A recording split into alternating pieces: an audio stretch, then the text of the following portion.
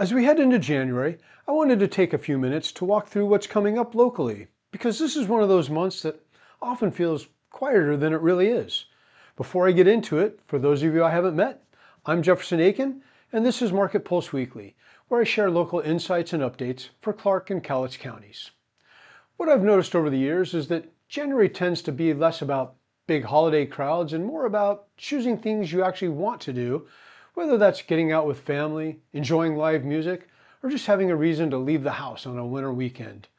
The month starts right away with First Friday events in both Camas and downtown Vancouver.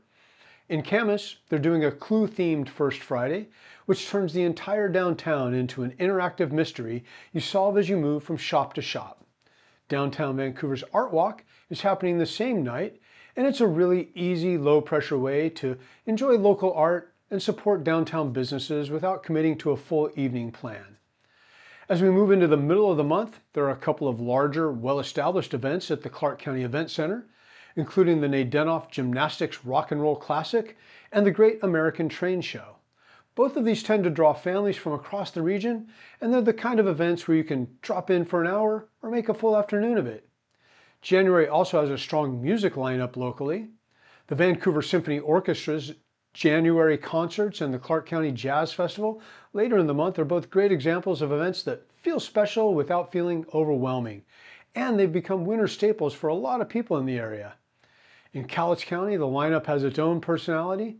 The Harry James Orchestra at the Columbia Theater is a classic big band concert in a beautiful historic venue. There's also Leapin' Louie's Fly Through Time show, which I often recommend to families with younger kids because it blends comedy, circus skills, and learning in a way that really works. And toward the end of the month is sQuatch Fest, which I can personally vouch for.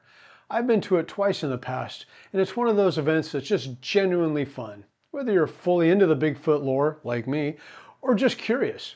This year is especially interesting because it's the first time they're adding Galactic Fest alongside it, which brings in a space and sci-fi element on top of everything else.